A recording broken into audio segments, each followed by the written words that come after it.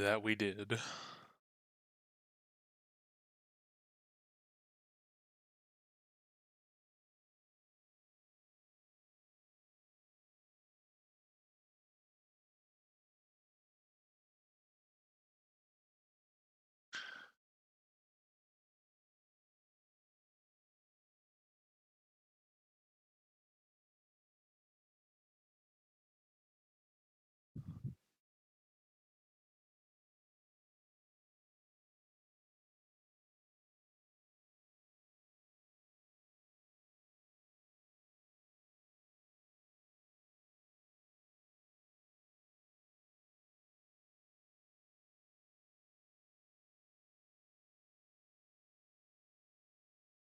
Now I guess we can just either go whispers or check out where these guys were running to over here to the left, or go back to the top and go through weird, spooky double doors. Yep. Anything else final? Um,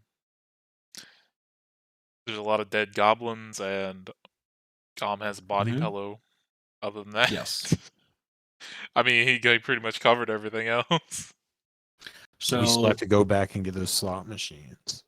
yeah. After that long rest, you guys have like picked over the corpses, and found a uh,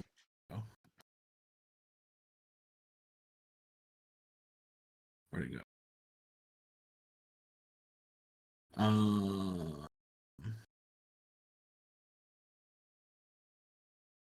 There it is.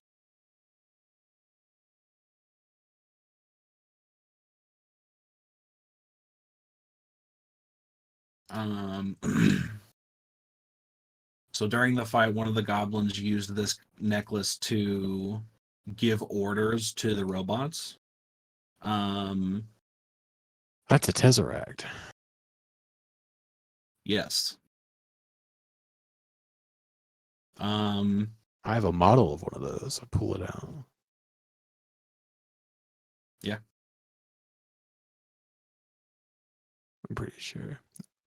I have a model of something similar, I think. Oh, I have a hypercube. Oh yeah.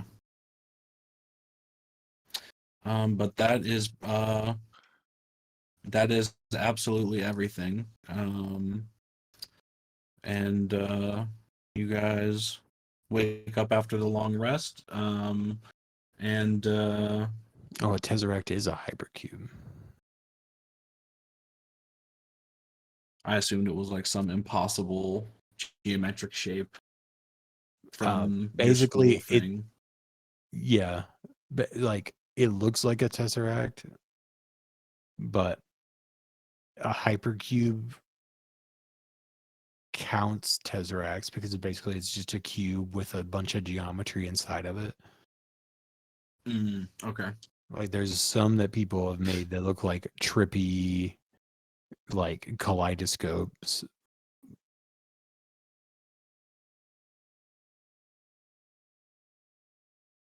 But O'Lear says that you guys should move on and explore and try to scout and get more information, and he'll watch over Gom and make sure uh, nothing happens to him, and he'll either search you out or stay here after Gom wakes up. Do we keep that guy alive? Yeah, that's what Gom is sleeping on right now. Wait, Okay. who wants the necklace? I mean, I would not be opposed to being a robot that controls robots. Sure, go for it. I can put it with my other copy of this cube looking thing. Just have a necklace of hypercubes. It's like fuzzy dice, but more complicated.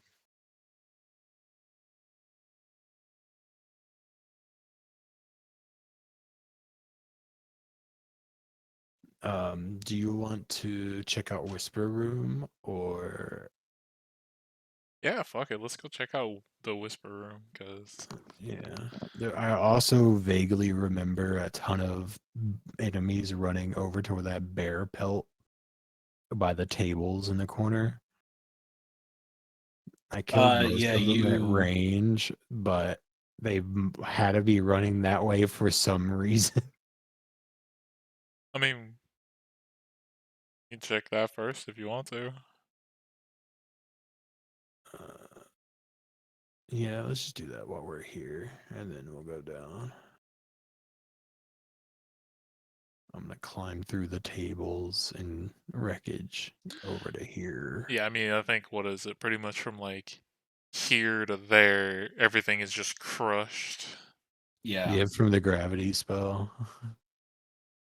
as you are like meandering over all of this rubble, there's no movement, no uh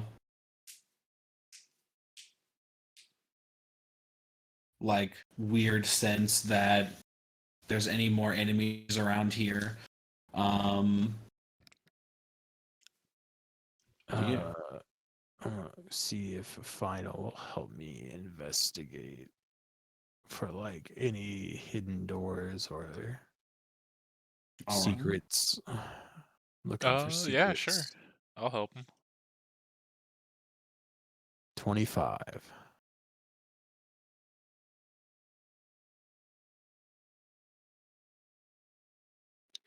All right, as you are searching around, um you find about 15 silver pieces among all of the rubble, and under the bear pelt, you happen to find a nice little pile of 6 gold pieces, um, kind of stashed away.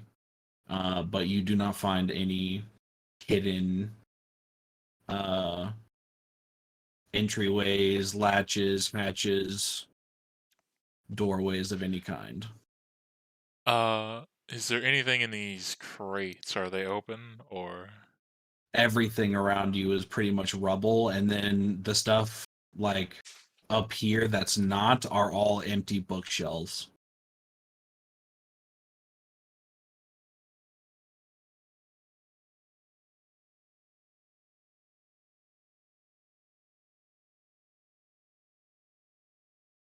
Hmm. Bookshelves. Is there any books in the shelves? As a quick glance as you're looking around, all of them are pretty much barren. Gotcha. Okay. And you said just 15 silver pieces, basically? Yeah, and 6 gold. Okay.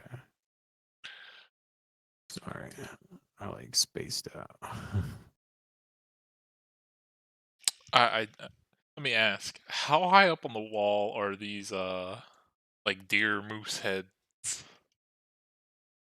They're like a good 20 to 25 feet up, Let's see.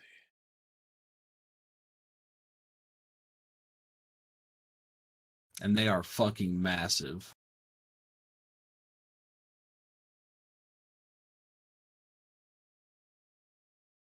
I turn to little Robo Man. I'm like, hey, you wouldn't happen to have anything that could help me get them off the wall? Get them off the wall? Yeah, Hmm. I mean, How can I tell how they are held on the wall? There is like a little plaque type thing that they seem to be mounted to, but you do not know how the plaque is connected to the wall. Hmm. because I mean, I point out to him like, not only are they like very impressive, but the antlers alone, if you could get those off there, you could probably sell them for something, or they could probably make some type of weapon. Yeah, I mean, I can try. Can he like reach it with a rope if he like threw a rope over it? You could give it a shot. I mean, personally probably cannot. I Sure. don't I know mean, what his strength. I'll take a stab at throwing a rope over it to the other side so he can catch.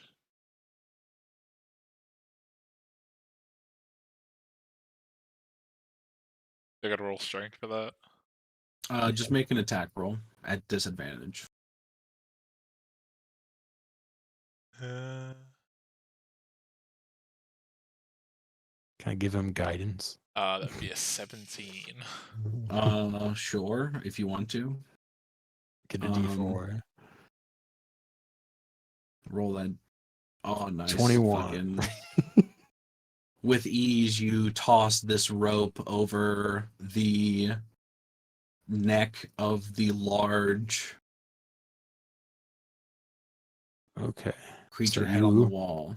So you hold both ends and like walk back and pull.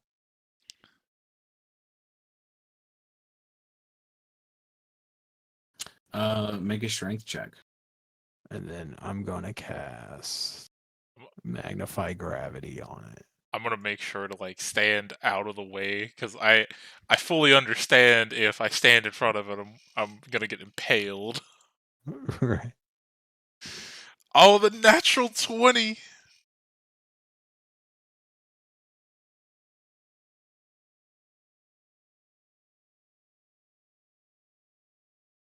Where are you doing the sphere? Like, what are you? I'm doing it like on the head to like increase its gravity to like make it fall off the wall.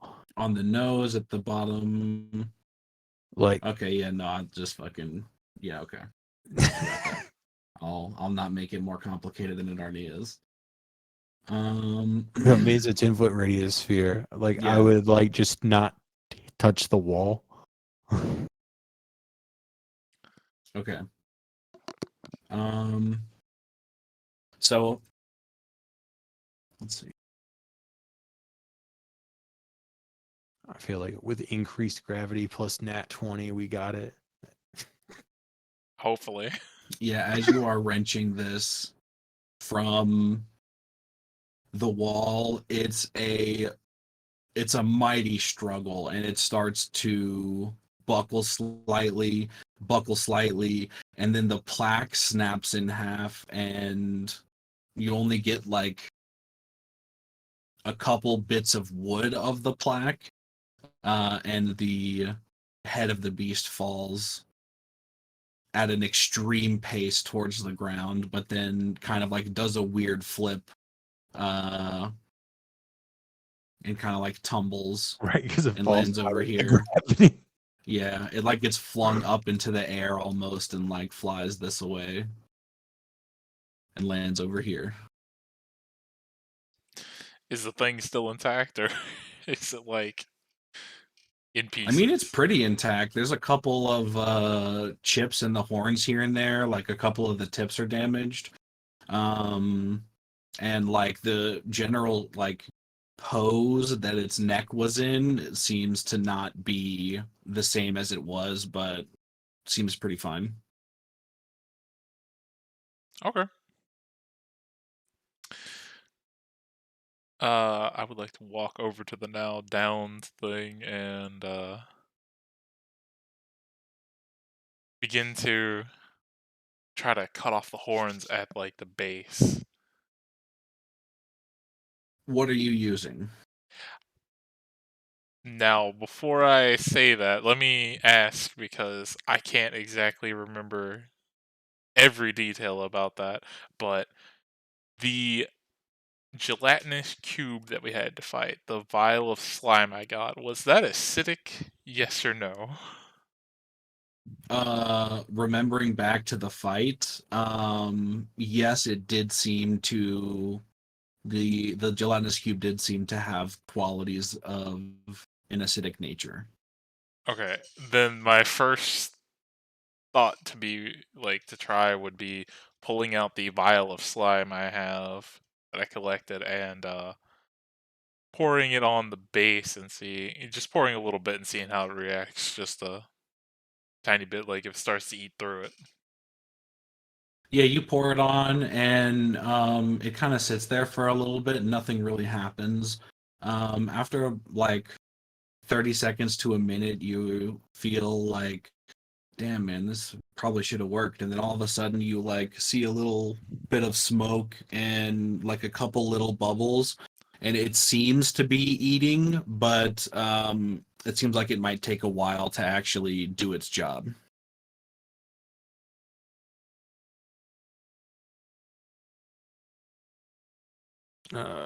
Before we go, I'm gonna cast this. All right. Okay, well then, if I see it working, I guess if I have enough, I will pour it on like both antlers and just say, I mean, eventually this will eat through it, and we can just come back. I don't have to get it right now. Yeah, how do you want to use just enough to get the bases, or like how do you want to apply that? Just enough to where I like I can look at it and see, okay, maybe this will take a while. I'll just pour like a tad bit more on there, and then about the same amount on the other one. Okay, Yeah, so don't then forget that spot and guidance. you'll use up about a fourth of one the vial. Okay, yeah, that sounds good. 3/4 left.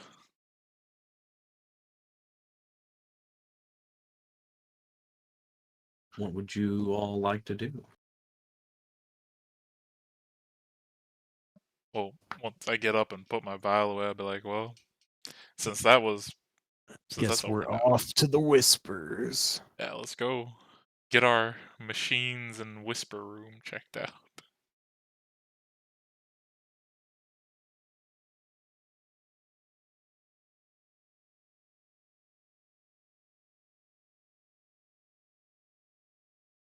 If I remember right, like, oh yeah, we can go the long I way mean, then.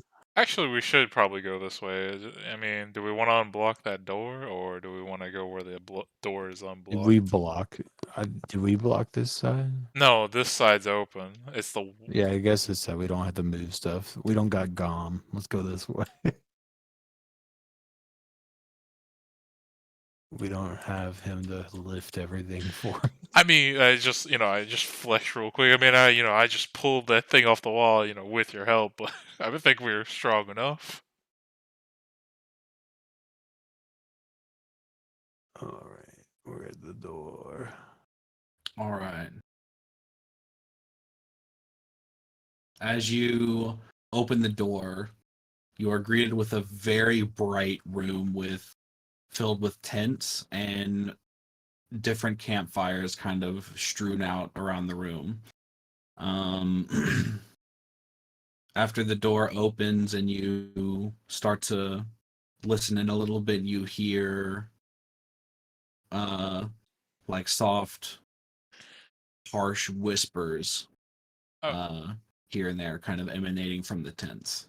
do any like from where I'm standing? Is this an opening to the tent right there, or Um it looks like it could be flaps. It also it looks like it could be like a kind of Um, what can I roll to try to hear where the like biggest concentration of like a perception check. entities is? Yeah, just a perception check. All right. Um, they also look like they could be like 17. posts that kind of extend the tent out as well to like be a little bit more spacious. So well, it could be one of those or the other. when I I'm get the gonna chance, I would add like to get a mage hand flying over and seeing if I can find an opening on the nearest tent. Um, 18 total. All right. Den or Hawkins, you can easily tell that the most amount of whispers that you are hearing is emanating from the opposite side of the room to where you're at. However, you do hear whispers to the left of you, So though like not as by the many. fire in the middle of the 4 tents. Uh, like with the bear pelts under No, them. I'm talking about the main sound is coming from the tents The on the Yeah, other complete side. opposite, where the two ones are, all the way down there. Okay. And then uh, Ajax, as you're brushing your mage hand along the tent, you feel that, or you see that a flap kind of moves on this side, right here, and you also assume that there would be one on the other side as well. As soon as I'm able to find a flap on it, I like I'll bend down to about the Robo Man's height and say, "Hey, I'm gonna lift open the flap on the nearest tent. It's right there," and I'll point directly to it. Give me 1 sec before you do that.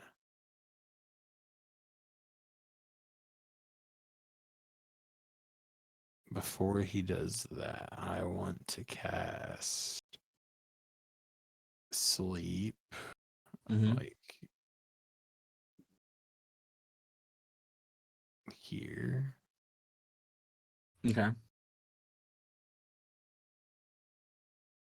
So it hit all 5 of these tents. Yeah, so you hear the whispers in the room start to even out. That side of the room is no longer where the main amount of whispers you hear is coming from, but there are still whispers coming from there. Cool. I give him a thumbs up. Okay. And the flap that my mage hand found, I am gonna command it to grab and pull all the way up it can. All right, it goes to the bottom of the flap and it grabs a corner and it pulls it all the way up. And as you peer inside the tent, the uh, kind of brightness of the backlighting of the fabric of the tent reveals that there are, you would probably say, 2 or 3 silhouettes potentially, but none of them are really moving, and they all seem to be either doing their own thing, or you can't really get a good detail because of how the lighting is backlit in the tent.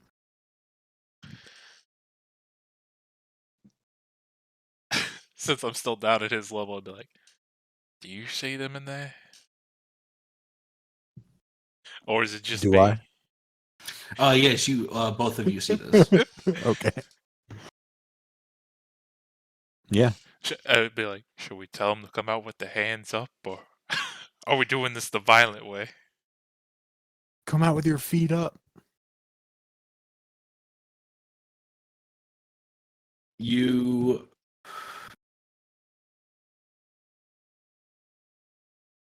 Oh wait. you hear I some got you. whispering. I got you.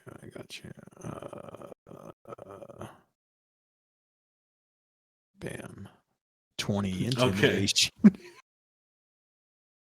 Come out with your feet up. Let's go.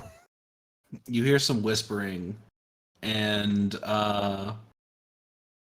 then one of the figures in the tent goes from standing or squatting at whatever height they were at to being like a blob with the floor, and then you see two little things kind of like flip up into the air, and then it just kind of like slowly like is moving its way along the floor towards you guys. And as it gets a little bit closer to the front, you see that it is a what appears to be either a young goblin male, um, or potentially a child goblin of some sort. Like it looks like a man, like a goblin male, and it's kind of just like looking up at you with its feet up behind him, kind of shivering.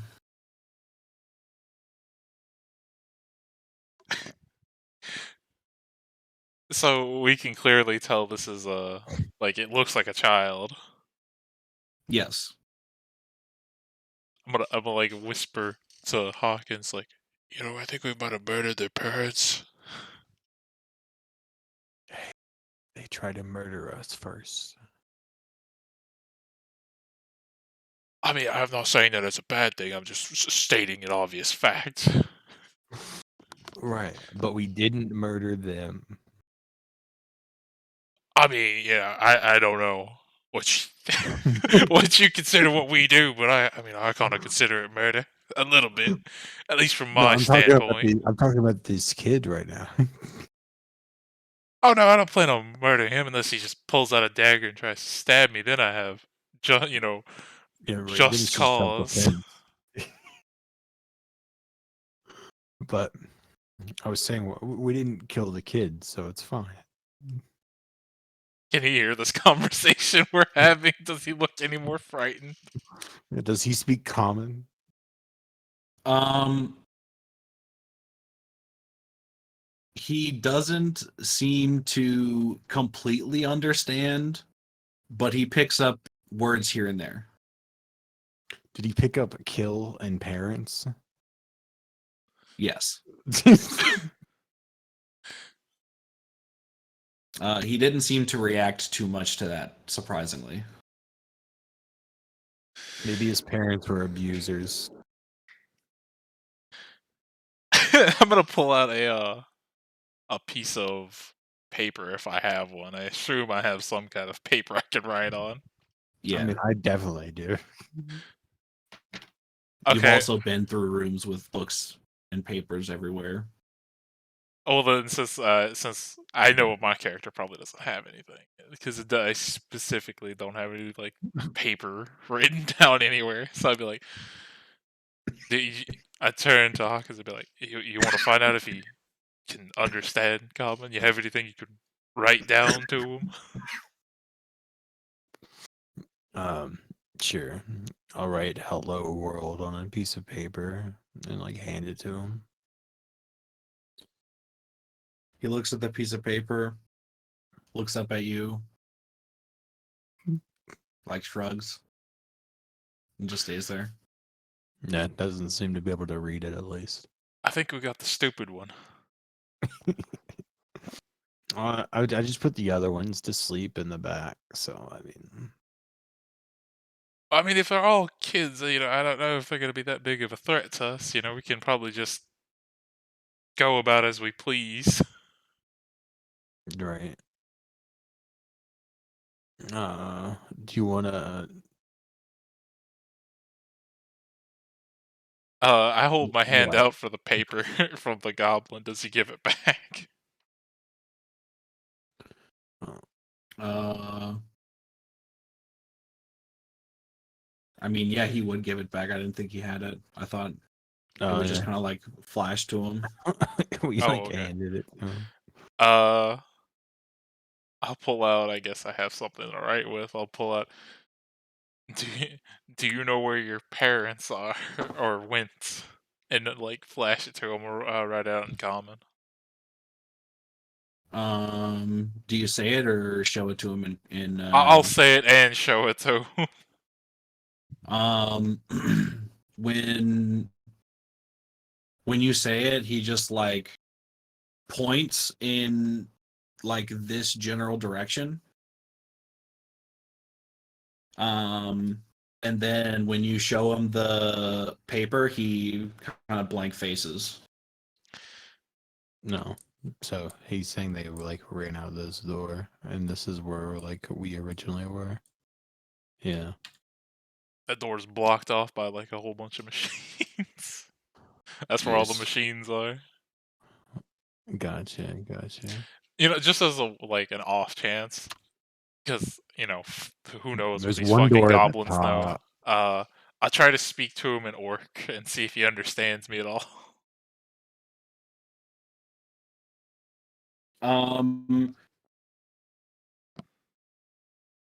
Orc is a very aggressive sounding language, and the kid doesn't move, but he looks terrified after you speak to him.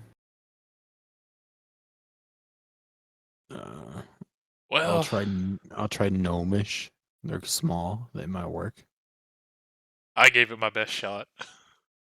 I talked to him in the home country language. I talked to him in gnomish.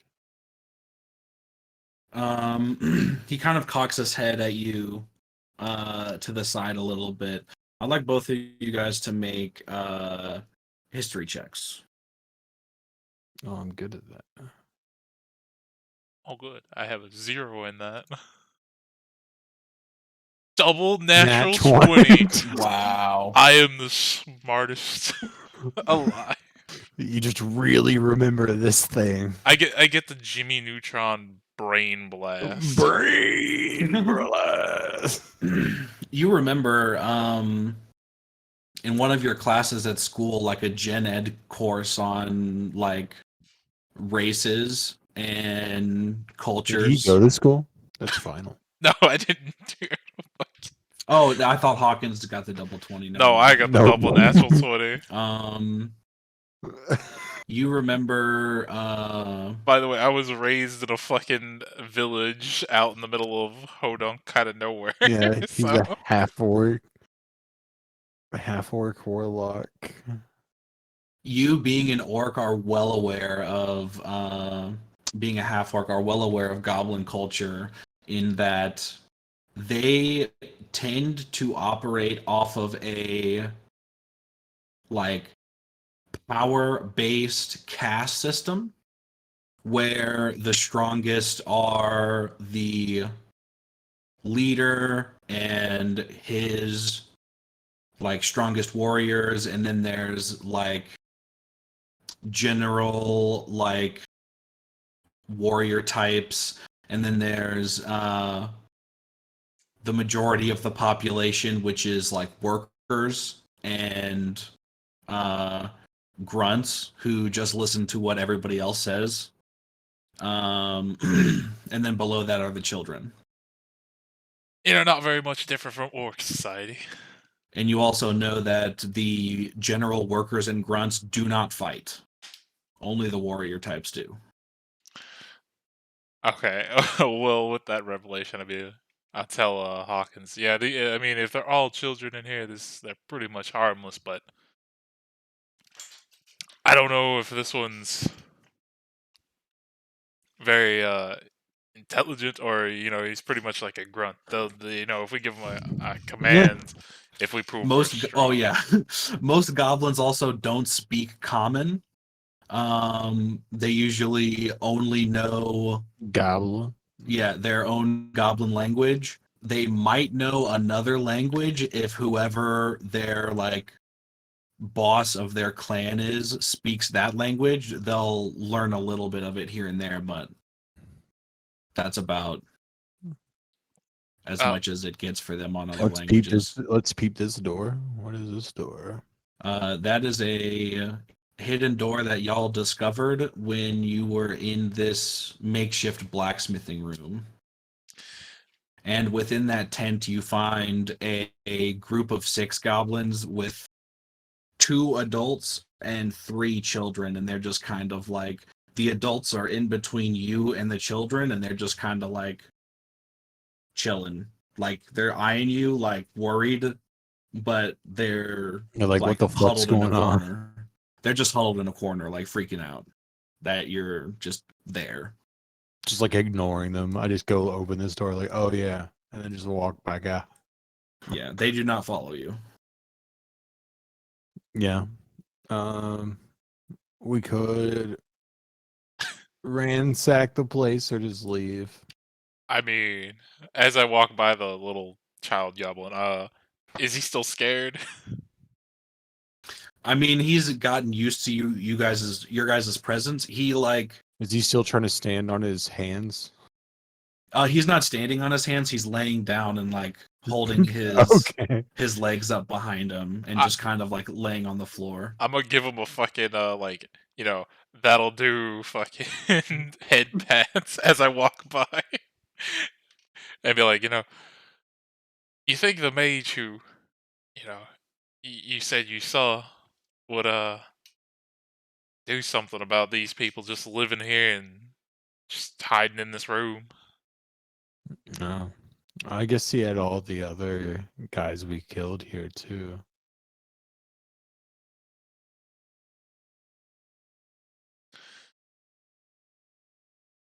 Just seems like there's random people everywhere and then like broken down robots. It's like the place used to have a purpose and now it's occupied by goblins. I mean, do we want to try to help these people or just kind of like leave them alone? I mean, I don't really know how to help them. I mean, we could tell. I would relay to him everything I know about how goblin hierarchy works. I don't have to go and explain all that. And I tell him like, I mean, we could tell them that they're free. I guess the higher ups are dead. We could try to like, communicate that to them. Uh, Um along with that, you also relay the information that goblins also tend to repopulate rather quickly. And they've been able to live down here for at least enough time to turn rooms upside down and completely repurpose them to their own needs. So they definitely have access to yeah, some form of food and water. So if you leave them yeah, completely alone, they will more than likely be all right. yeah. I think we just tell them not to attack us when we come back for our slot machines. And I think we're just good. Like squatters' rights, you know? Yeah, here, I'll leave a sticky note for them. Put it in big parentheses or big fucking bold letters on the wall. Yeah. I'll like write up a document and like convince one of the adults to sign it. One of the adults. Yeah. Sign I'll this just like in blood. I'm just like pointing at it and like with like the pin thing and like telling them to do it. Like just like put ink on their hand and like press it to it or something. I can see them just like going fucking cross-eyed and just eating the paper. One of the adults grabs the piece of paper, looks at it, and like moves it around in different ways. And you can tell that they can't fucking read it, but they do like understand that like it's a thing that you're trying to tell them. So if you're trying to get them to like do something on the paper, they'll fucking do what you tell them to do there. Cool. I get them to like put their handprint on the paper in ink, and then I'll like put a seal on it with wax, and then like pin it to the wall. I'm gonna All right. I'm gonna tell Hawkins, hey, just real quick, write out on a piece of paper, learn to read and speak common, and please just leave it with them. Maybe they'll fucking Yeah. learn something in the future. Uh, do like out of all the books we've seen, is there like any just like basic alphabet book I can just like leave with them? Um, all of the books around are in a language neither of you can read. No, then I would take them. But That's a lot of books because it's like that room up here that was like put them with the slot machine. If we can't find a book, I tell Hawkins, hey, real quick, just on a I mean, I single have piece, to have a book. a single piece of paper or two, just write out the whole alphabet and then point to it and point to them. And I mean, you I also remember I have the coming across a perfect thing. book or I'm books that might have been no, no, written no. by the goblins. Jordan, I have the perfect thing. Yeah. Right. I'm going to leave them a book of arcane theory in common Okay. we're gonna come and be back and they're all like, gonna be fucking study this. spellcasters. Spellcasters who can read, who have a document of alliance with us to not fuck with us. This helps them and potentially teaches them common.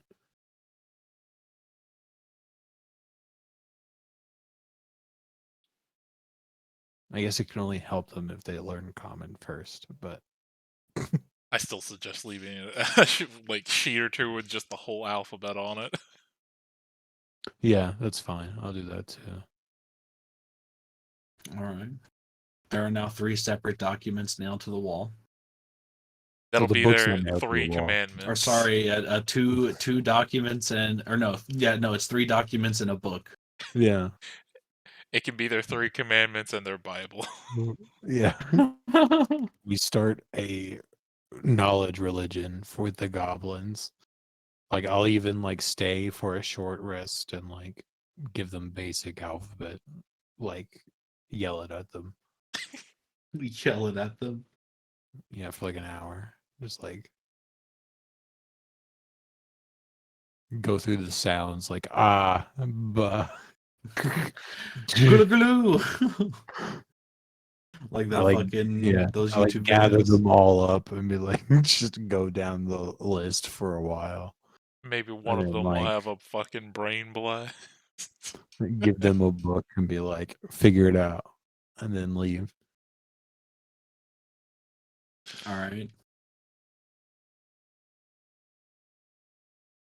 As I'm about like as I'm gonna shut the door, that one goblin that's still like laying down on his fucking back, I just wave goodbye to and shut the door. He waves back.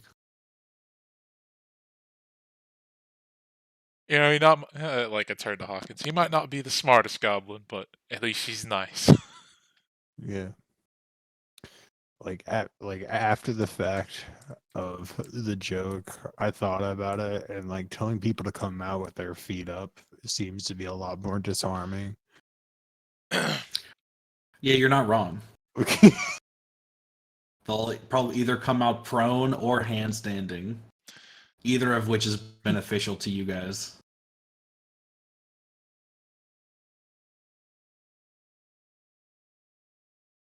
Imagine a cop doing that in real life to somebody. Come out with your feet up. What? I said, come out with your feet up. You heard me. Do a handstand now. Now pat your head and rub your belly. By the way, with those slot machines, um were we carrying them somewhere specific to just get the stuff like out of them, or We put them all by the entrance so that we could like try to like get them out when we get back to that main room again, because we were probably gonna get there again somehow. okay? I just figured I'd ask. We just took them because they all have coins in them, and if it's gold or any currency we can use, then like payday. Well, I mean, we could just bust it open or bust one of them open and find out. Right, but like we don't have a way to transport the coins either, and right now they're in boxes that are easy to move. Eh, As we get back in here, I'm gonna check on the progress of the slime melting through the horns. Um, it's probably gotten like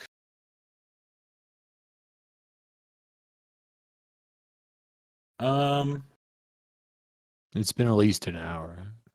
yeah, it's gotten like about half an inch into the top and sides as it's kind of like eating away and moving inward. Eh, okay, a little bit longer, probably the end of the day.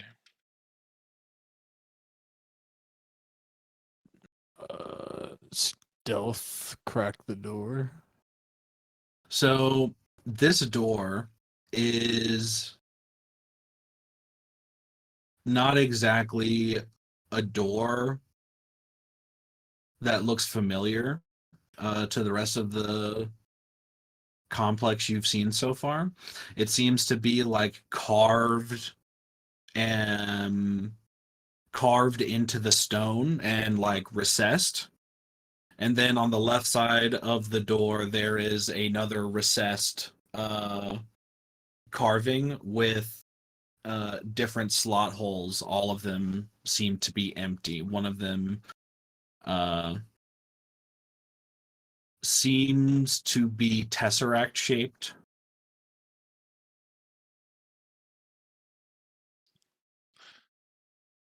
Maybe your necklace is a key.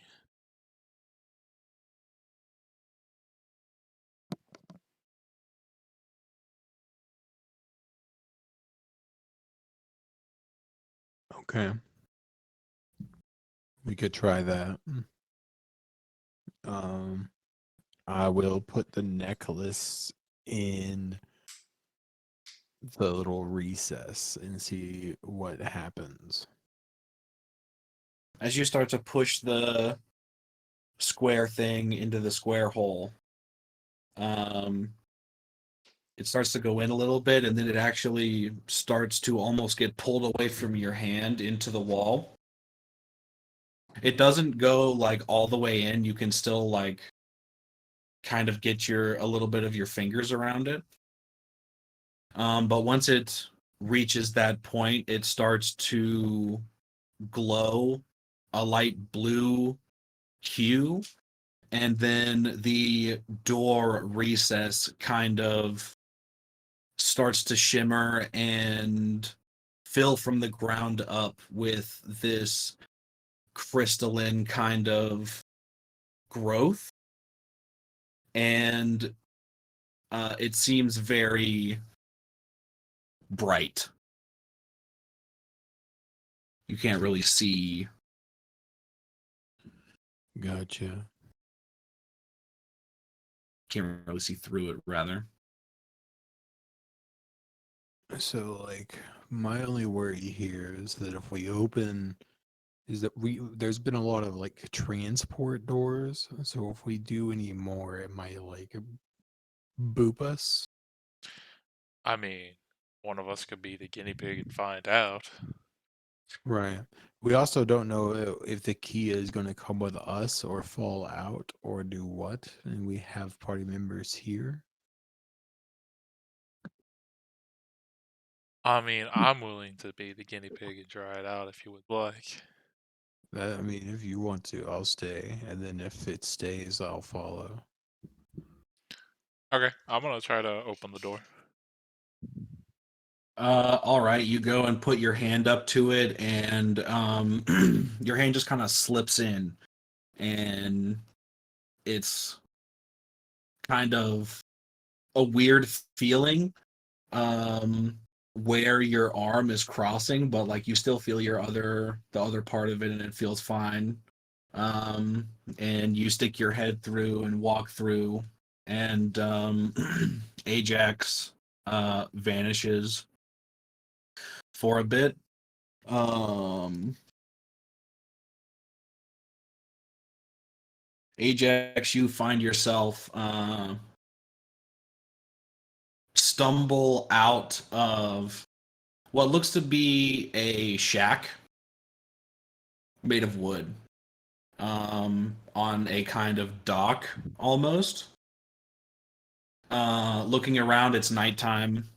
Um, there's like lanterns here and there. Uh, you don't really see any movement.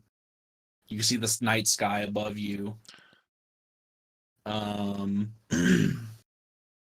And so I'm just on like I come out of a shack. I'm on a dock. How far does this dock extend out? not very far. Like it's almost like you're on like a weird L-shaped dock, and you just came out of a shack, kind of at the base next to the shore, and like out it turns left, and there's like a little building, and then you see sea all the way out past that, as far as you can see. Huh. This And then to the is other side, you see like some like a little bit of hill, some more of the island, more houses, and then past that, more sea. does this place seem familiar at all to me? Like would I have Make a Hello? history check. Yeah, we can hear you, Dean. Yeah, I muted or I deafened you to. Okay, I was really confused. Yeah, sorry, I didn't warn you about that. I like spaced Um, it out and then I realized I hadn't heard. I got a 14. wait a second, shit's happening. But yeah, Ajax goes through the door, and it's been like 30 seconds or so. He hasn't come back yet. Um, I'm gonna deafen you one more time real quick. Okay, is the key thing still there? Yeah, the key thing hasn't moved at all. Okay. And I got a 14 with my history check. It's honestly kind of hard to tell in the dark. Um, but like as you're looking around, like it does seem vaguely familiar, but you can't really put your finger on it just yet. Okay. Well, since I'm on a dock, is there like any fishing poles or anything? Maybe, but at this distance and at this time of the day, it's kind of hard to tell. Holy shit. Okay. The fuck was that? Damn. It was loud as fuck. Sorry, sorry. I You're was about good. to say, is that the Discord music bot? I gotta turn that shit down. No, it's a me, technically. Uh,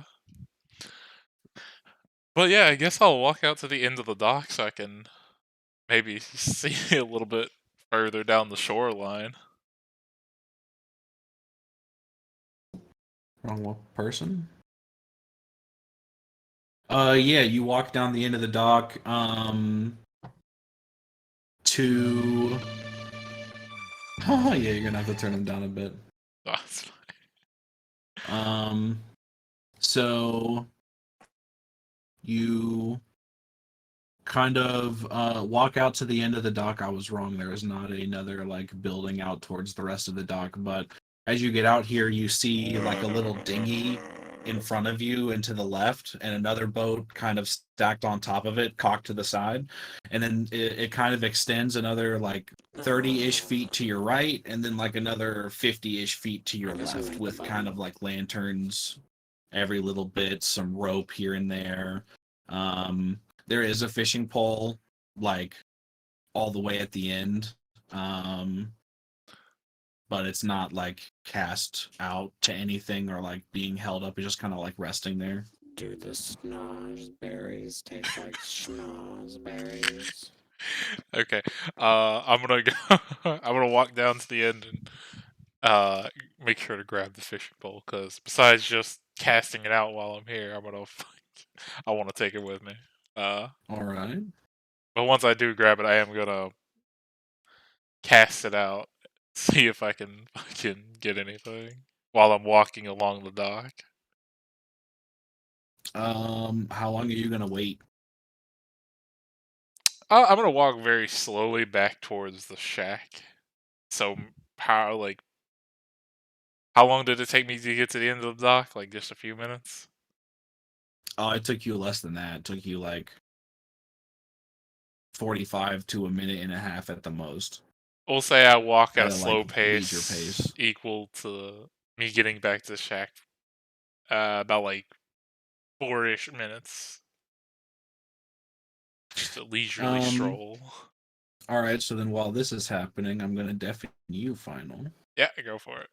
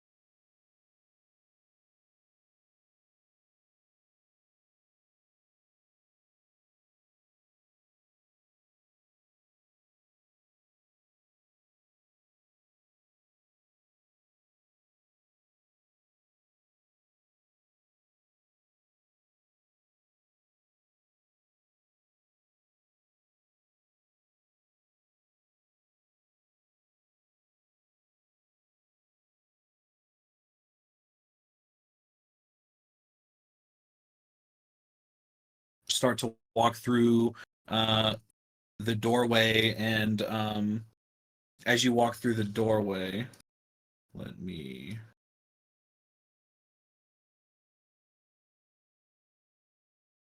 How do I move your tokens here the best? Fastest. Let's do this. And Drop then, new ones. yeah. There and there. Um.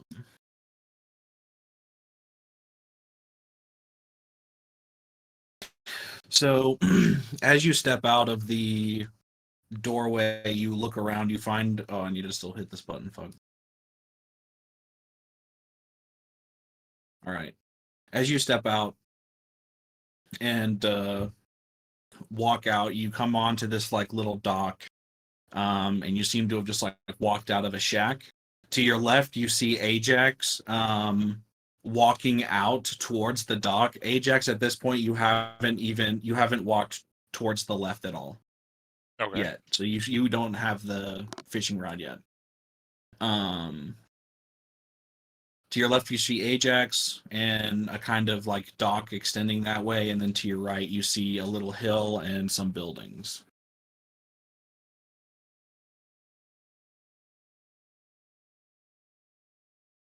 Okay.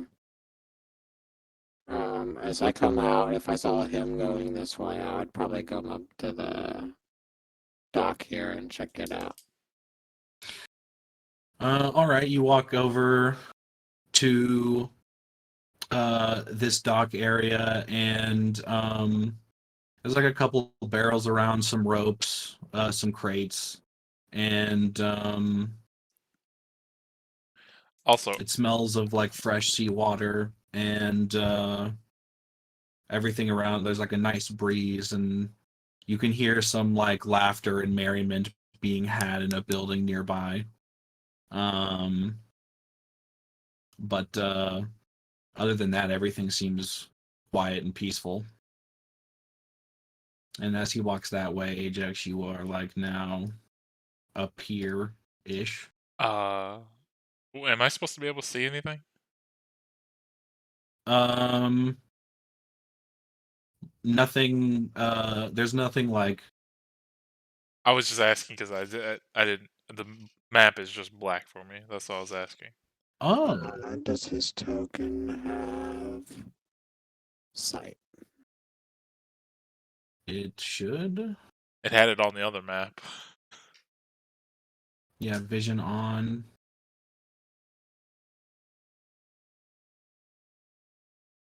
let's see what your token settings are on, just in case. Yeah, you guys seem to have the same settings. Your token is Ajax, right? Yeah, Ajax. Can you see your token? No. I'm reloading real quick. We'll see if that changes anything. Okay.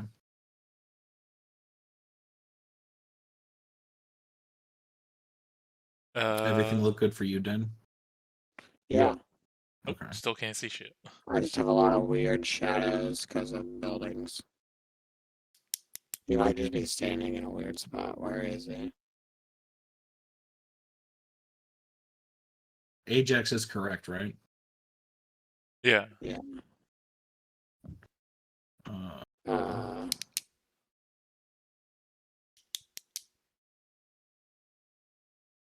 Uh, can I'll you delete add it and your, replace them. like, delete it and then have him add it himself? Okay. Can you drag your token on? Yeah, where do you want me to drag it? Anywhere? Yeah, now I can see.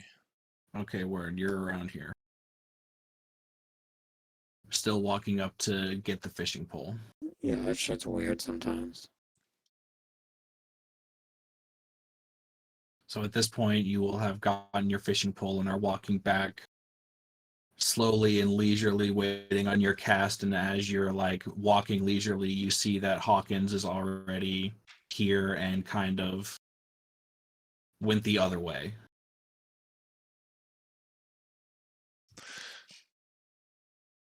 Well, seeing that, I'd be like, well, I guess I'm not trapped here. Okay, that's some good information to have. As I Well, can see. doesn't necessarily mean you're not trapped here. It just means we might both be trapped here. Well, if I'm gonna be trapped, at least I'm not trapped alone. There's other people that can suffer.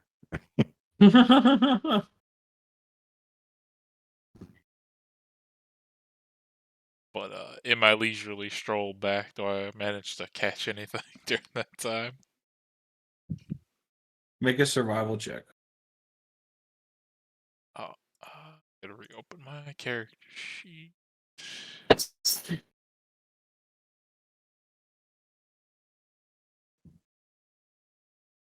18. You do like a kind of baitless, quick reel cast, almost like fly fishing in a way, to see if you can get a quick bite. As you are like slowly walking down, you start to feel a tug, and you reel in, reel in, reel in, reel in, reel in, and you go up to the edge of the dock and pull it in, and you get a wooden branch that is surprisingly small for how much effort that took. Damn, I wanted a boot. And I'm gonna just put the wooden stick with the rest of my stuff and put It the was the stick or the boot. I'm gonna put the fishing pole with the rest of my shit on my back, I Alright. guess. As you're walking towards this like larger like dock section, big fucking thingy coming off the land area, you start to hear the laughter and talking of a tavern nearby. I'm gonna walk up behind Hawkins and pull out the stick and be like, "Here, got a gift for you. I fished it out of the ocean, fresh as can be." And I'm gonna hand him the stick. Interesting.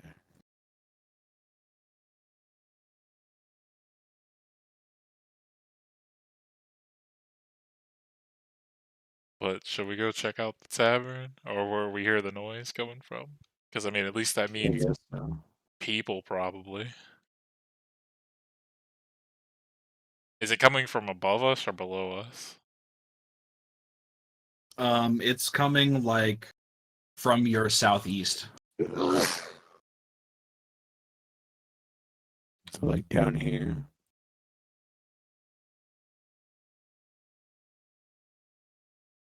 Yeah, now it's to y'all's east.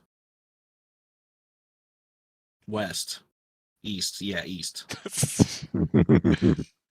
Weiss. um, you walk up to the door. Is there any signs? No, there's no signs on this door. But as you go to open it, I had never said I was open. So. Oh, okay, never mind. I had looked at it, Hawkins. How do we want to do this? Because it could be like those awkward cabin scenes where the strange outsiders come in and then everybody's staring at us with murderous Yeah. intent. We don't even know if this is a tavern. It could just be somebody's birthday party. I mean, look, we either have two options. One, we just knock on the door all polite, and if somebody comes to answer, whatever. Or two, we kick the door in, and whatever happened happens.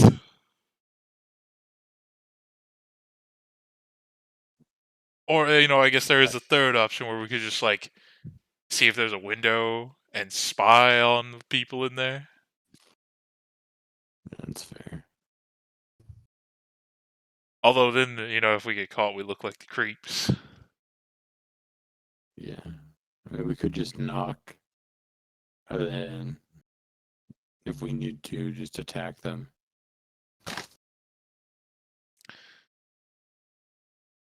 Sure, I mean, yeah, if you want to do that, you want me to handle the knocking? Since, I'm clearly the more charismatic out of the two of us. Right. I mean, like, they're going to see you first when they open the door. Yeah, I mean, I'm fine with that. Yeah, Hawkins is very short. He comes up to your knee.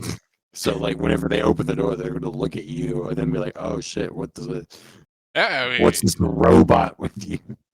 hey, either way we do it works for me. I mean, not. Yeah, I'm gonna give the knock. I'm gonna knock, and I'm gonna do it very firm, not light. Just not mean or anything, but just A persuasion knock. to let them know, hey, you come answer the door, but not just in a very aggressive way. All right. You give a knock at the door, and you hear the kind of revelry still occurring. It seems as if it's further away east than the door that you knocked on, but as you take a step away from the door, you start to hear some footsteps and some shuffling of things inside. You hear a clicking of locks and latches being moved, and the door opens in front of you, and you all see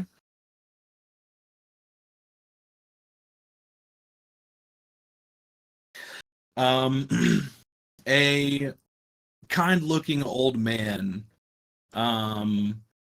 that looks like he may be a half-elf, though he's rather short for a half-elf, and comes up to about probably your belly button area, final, or Okay. Ajax. So he's and pretty short.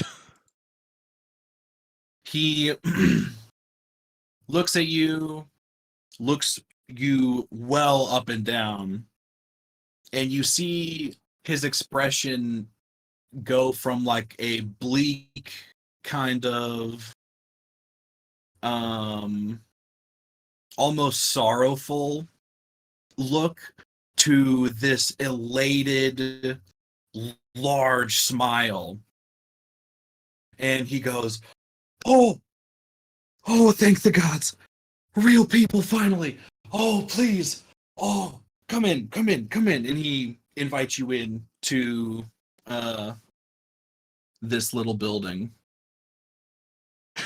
I glanced down at Hawkins and glanced back to the old man and be like, "Sure, we follow him?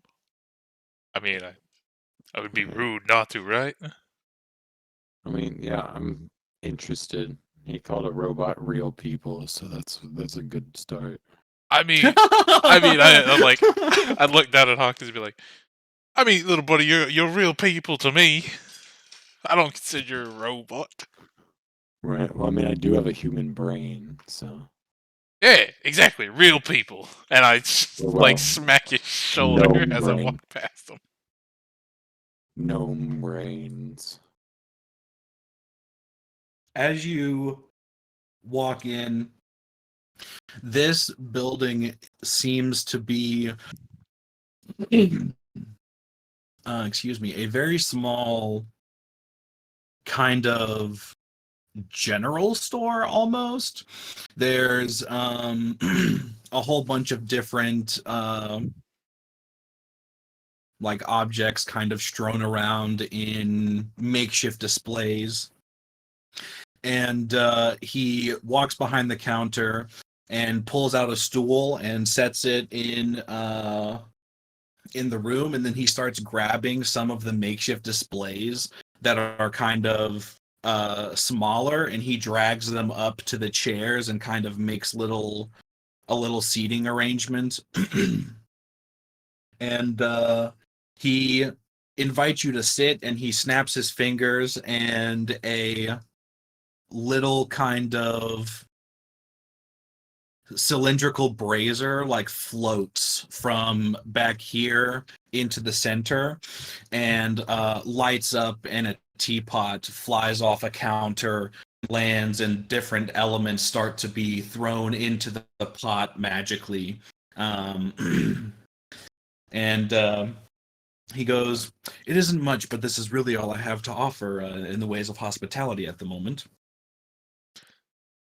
And he kind of gestures for you to sit with him. How big is the chair he's wanting me to sit in? He gets one of like equivalent height to where a chair would be on your person. Okay. Yeah, I'll sit down in it. Wherever he's putting it at. All right, you sit down. It's a little uncomfortable because it's kind of like lipped in a way for there to be merchandise set in it, but like you get used to it after a little bit and it's fine. Um so just please, like, please tell me how you got here. uh, the door. Yeah, the big magic door with the cube you had to put in. Ah, yes, the was it crystalline door with the tesseract recess thing. It's been a while since I've seen it. But okay, well, that's a good thing at least, because that's how I got here. So if you got here that way, then that means that is more than likely the best way out. So, here's the better question. What do you mean by real people when you said at the door? Hmm. So the rest of the people here, to the best I can describe, are essentially illusory people. They go about their day, doing their daily tasks, and they will talk to you, but as you talk to them, you will see they don't have any aggressive behaviors as far as I have experienced, but yes, they're imitation people.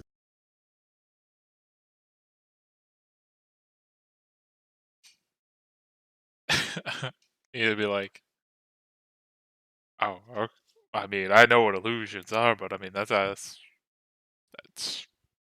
Have you ever seen anything like that, Hawkins?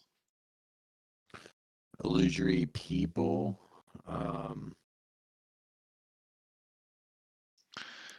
Is it like holograms or like illusion magic or Oh, it's robots? actually very fascinating. So they're basically like these automata robot um entities that have these illusions placed over them of people. Gotcha. I understand.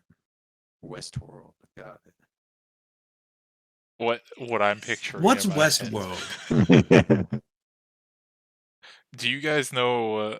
Fuck, I don't even know how to pronounce her name, but here I'm just gonna fucking post it in the general chat real quick. All I can picture is when you say NPCs just walking around, hologram style. They're like that guy from this fucking shit.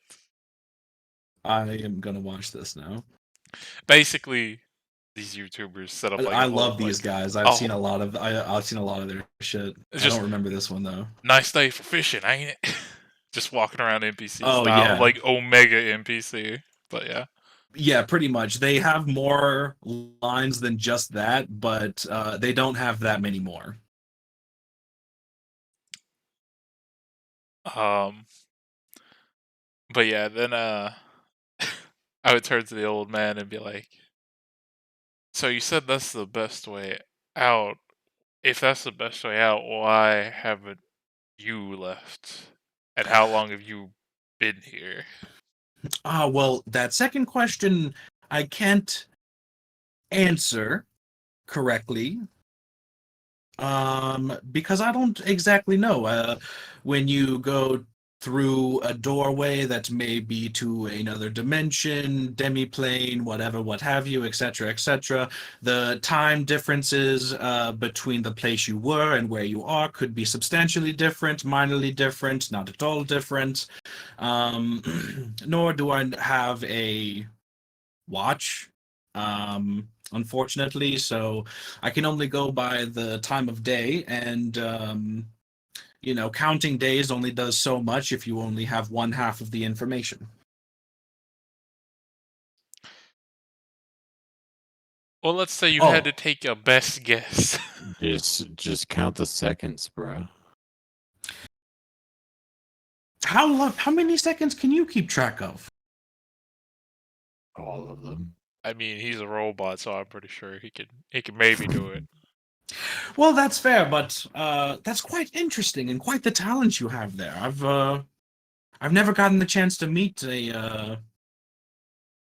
Well, what are you? Are you a automata? But you seem to have consciousness to a degree more than, well, at least those other ones.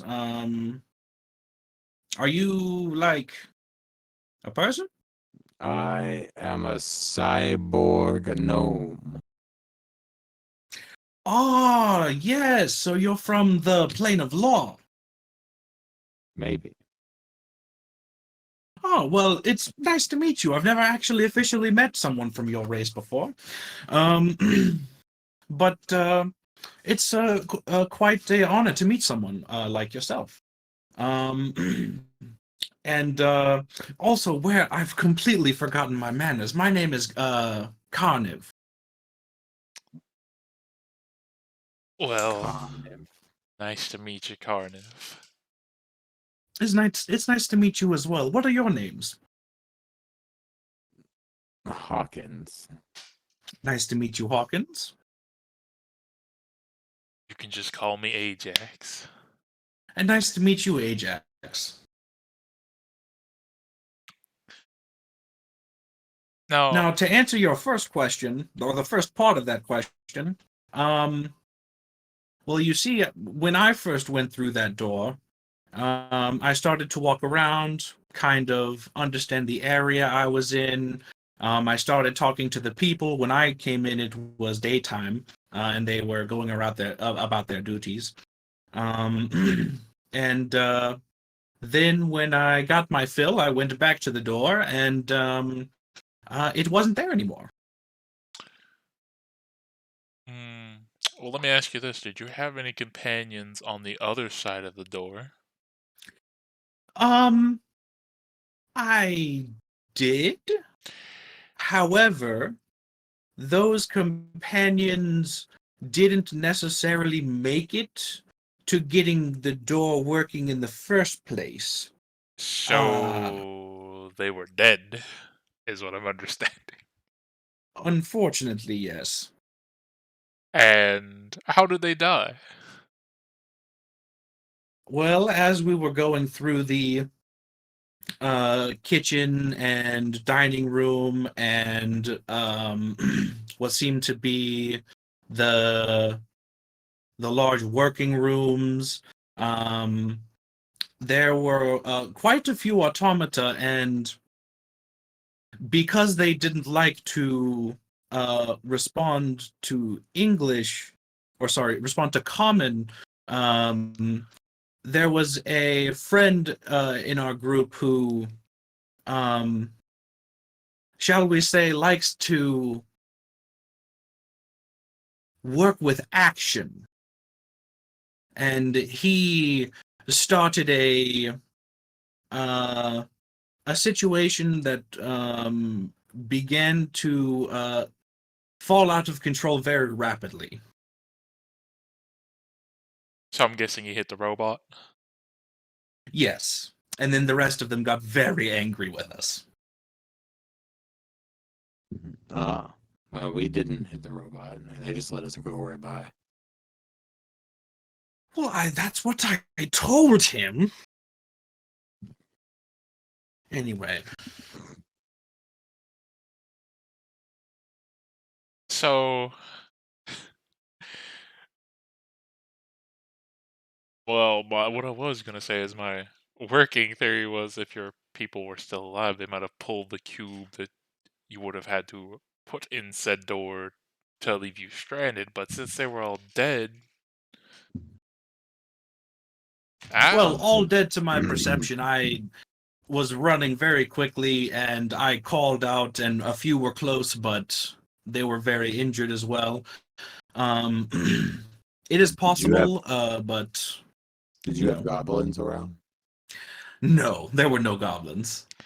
well, there's a shitload of goblins now. Oh, that's very peculiar. Well, we killed all their parents for the most part, except a couple. Oh, you removed the warrior class. Yeah, we removed all the fighters out of our way. Well, that's good then. As long as they know who did it, they will essentially assume you to be the new leaders. I mean, Oh, that's the good. only problem is they don't speak any common, so that's a lot of Well, little we bit of taught them mis. a little bit, and we left them a book on magic and made them sign a document. Well, I can't say anything to how that might turn out, but seems interesting nonetheless. I'm curious to see what might happen. Um, but whether they got anything or not, they probably will not It's like the harm you. Feywild, and a bunch of time goes by, we get back. Telling you, they're gonna It's be just wearing an end glasses to and fucking schmucks when we get back and be all smart and shit. But That is always a chance. no. So you yourself, what would you say your expertise is in a fight? Like, are you a up close Oh, and whack 'em kind of guy, I'm or not much of a fighter myself, sorry. I am a collector, you see. I travel and search for artifacts and interesting baubles and doodads and knickknacks with great power or small power. And I figure out what they do, where they came from, who made them if I can, who owned them, what their stories were, and so well, on. then I might have something on my person that you might be interested in. Ooh, why, do allow me to take a look. Now, I will tell you this much. Don't try to open it if you don't know how to disarm it. Do you like while you're telling him this? Do you like pull out the book? And I'm before I pull it out, I'm telling him like, hey, be careful, because unless you know how to do this, I wouldn't recommend opening it. And His then eyes kind of like start to like open widely and sparkle with excitement at the also I'm gonna tell him before thought. I give this to you, uh, if you do manage to open it, we would like the first pick of the stuff inside. Oh, well, that sounds very fair to me. Okay, I'm gonna pull out the spell book with a face on it. Ooh, this is interesting. He uh reaches up and grabs it, but he doesn't pull, he just like looks at you expectantly after like putting his hands on the book. Okay, I'll allow him to touch it. I'm gonna put it on like you said there was a table in front of us, right? It is a like cylindrical uh fire cylinder that has a teapot on top of it that is Just like starting put to it on steam his up. desk. Okay, well, I guess I will. I guess I'll get up and walk over here and put it right here and stand on this side while he can inspect it on the other side. All right, he'll get up and go to the other side of the desk, and he uh, twists his hand, and another um, another makeshift stand kind of like flies out from under a table and lands next to him, and he steps up onto it.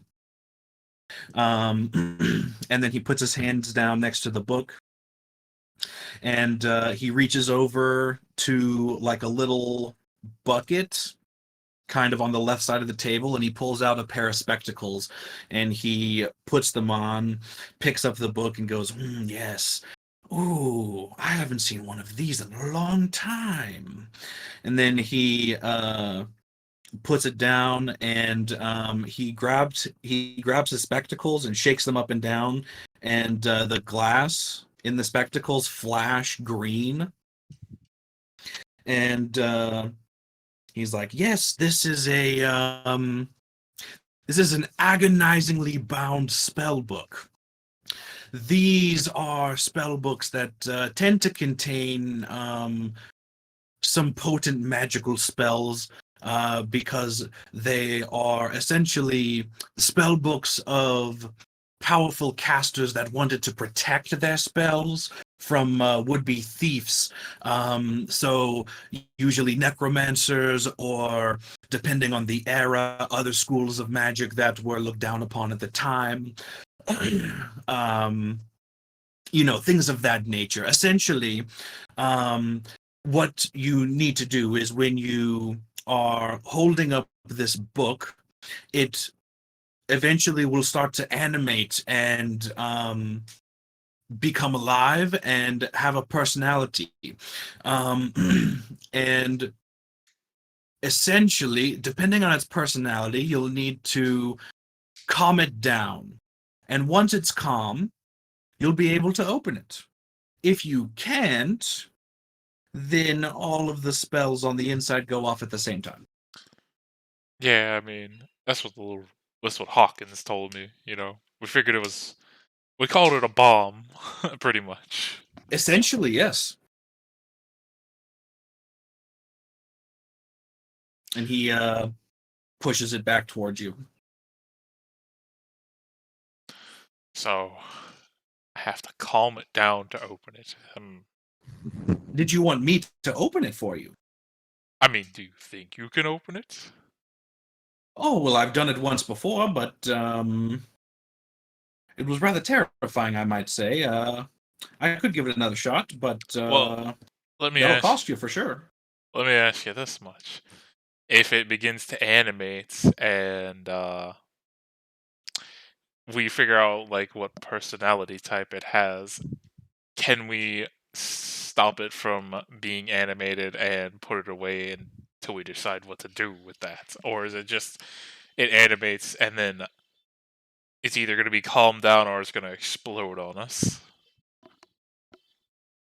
Well, essentially, it only animates if you are intending to open it. So if you remove your intent to open it, even removing your touch from it, it will stop. However, if you continue to intend to open it, but you fail to calm it down correctly, then it will go off. Hmm. So you do get like a bit of wiggle room. Well, when you said it's gonna cost us, so how much are you talking? Well, literally any spell could be in here. And that could mean instant death for all of us. So, do I get some of the spells out of it? You said you get first picks, but there can be like usually there's like no less than 8, but like 10 spells, 20 spells. I How many? I like uh give me just 1 second. I walk over to Hawkins and like put my hand over his shoulder, like form a little huddle, like how many fucking spells do we want to give this guy? Uh, do we have to give him any? I mean, like he doesn't even know if he can actually do it. He's just like, I mean, I can try. if we get him to open it, it's less dangerous for us. We could extend it, probably a safe distance. But also, we have nothing else to pay him with. Right. But I mean, like we could just try. Yeah, but if we fail, we fucking probably die. You start to hear a as the kettle starts to whistle, and he goes, "Oh, I'll prepare the tea." And then he like does his wrist, and the tea kettle like flies towards him over by the desk on the other side of the room, and he like starts pouring the tea into the cups. Do any of you like sugars in your tea? Uh, I'll turn uh, to him and I'll take 2. no. All right, 2 in one, none in one, and 3 goes in another one. Yeah, And no tea either. oh, you don't? Okay. And then the tea that went into the cup just kind of flows back out of the cup into the teapot. And then it floats back over and sets there, and he just will continue to wait while you continue to discuss. Question. Is the personality of the book the same every time? Not necessarily. There are a couple of different ones, but the way that you go about calming them down is generally the same, depending on what they're going through. You need to be like, oh no, it's okay, you'll make it through, yada yada, and words of affirmation and stuff kind of thing. It's a very interesting magic. Okay. I mean, I say we at least like check out what personality type we get off the bat, you know? I mean, I turned to him and I still think we should like I don't know. It's like if we check the personality type, if it's like worst case, we just be like nah and close it. But did he confirm that if once it like animates, it's either gonna go off or we calm it down? He said that if you remove your intent to open it, even by letting go of the book and setting it down, it will just revert back to normal. So Yeah, we it can does just be not like, continue to tick. You can check, Okay. and you'll be fine. we can just be like, boop, no. I say we find out what personality type it has, but also I'm willing to offer him a majority of the spells, half and below, Yeah. maybe. I'm willing to offer him like max 2 spells. I say maybe about like not exactly half, but less than less than half probably. We get first pick, he gets second and third, we get the rest.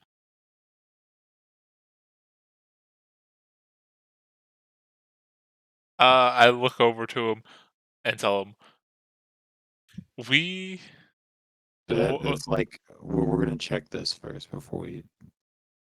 before we make a decision on what we're gonna do here, We're gonna find out Yeah. what personality type this book has. Yeah, that might change the price a little. All right. You pick up the book and you go like you're gonna open it, and the face on the front starts to like twist and contort, and it's breathing very rapidly, and it is it's freaking out, and it's stumbling over its words, and it's talking about how it thinks it's going to die, and how his consciousness seems to be like floating away from him, um, and is just like seems to be extremely anxious. Okay. I'll just start be like, yes, yes, it's all right to let it out. But we are all going to die. It's I'm one gonna of immediately put the book down.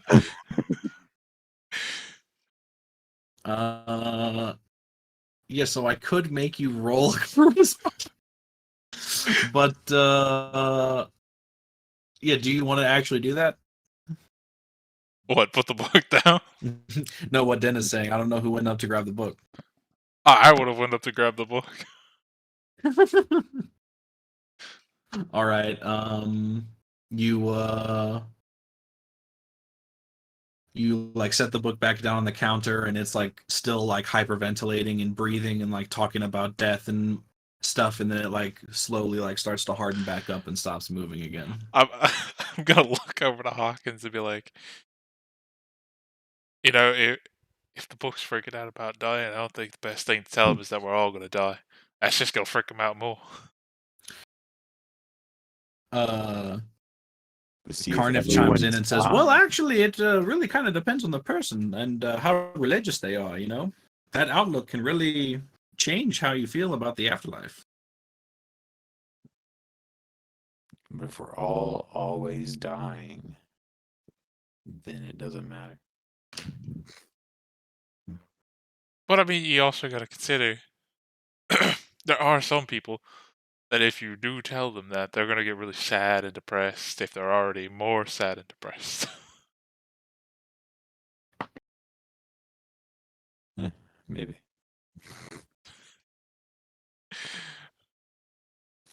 Well, do you have I anything am more you'd not. like to show me? Any questions? Anything else? uh, well, I mean, I am gonna try this book again here in a minute, but I do have. I'm gonna pull out my mystery potion that I have. See if he can Uh, identify that. all right. He will. Um.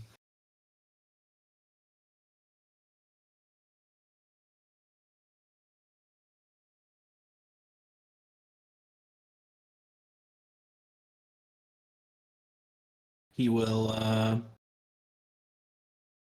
walk up to wherever you place the potion and flick his glasses, and they will flash green. And ooh, this is very interesting indeed. This is a potion of illithid blood. Where did you come across this? Didn't I find it in like a cabinet? Yes. I'd be like, I just found it lying around. I think it was near Well, a I wouldn't desk. let any town guard see you carrying this around. That is very illegal, and from what I hear, a very effective hallucinogen.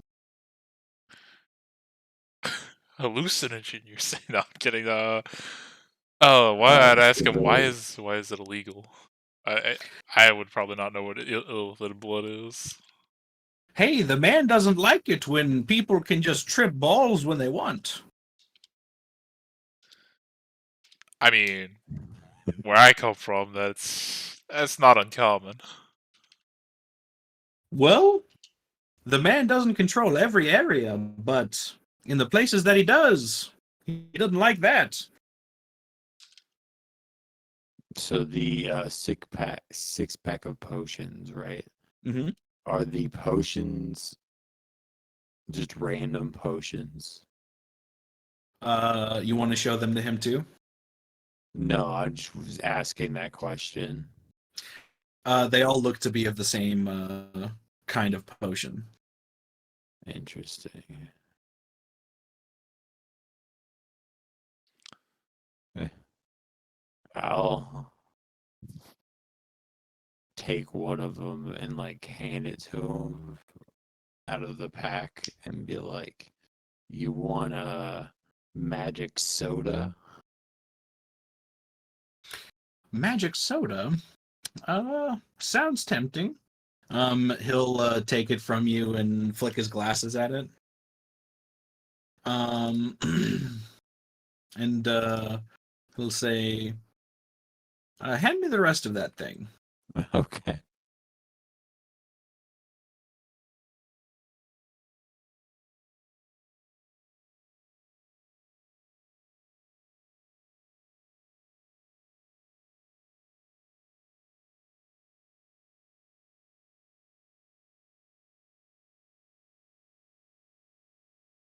Oh, wow! You have quite interesting things that you found here. This seems like to be created by quite the trickster. This is just a ordinary grouping of healing potions, but this note seems to be uh, a little on the prank side.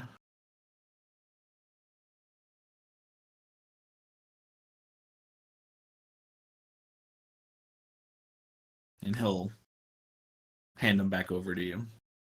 Gotcha.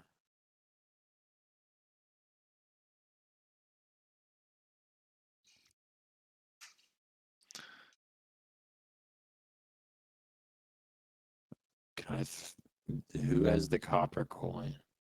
That would be our cleric. He also has the toad too.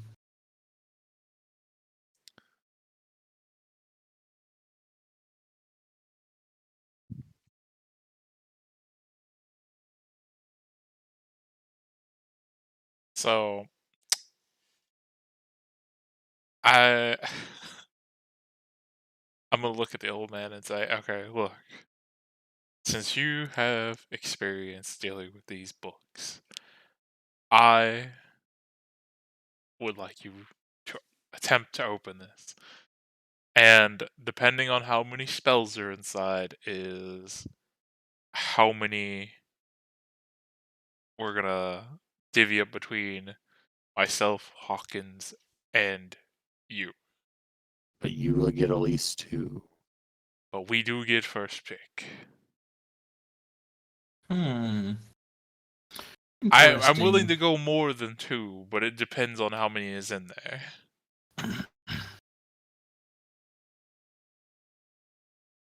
Hmm. Two of the spells.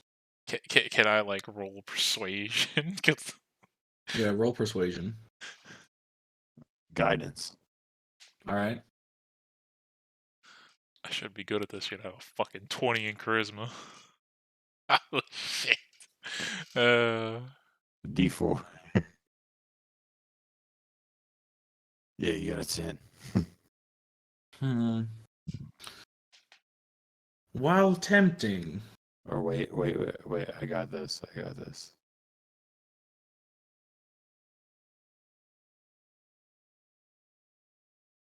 We're gonna bend time. Oh, I gotta reroll. Go for it. Come on.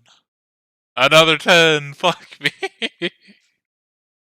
Well, that bumps it up to 13.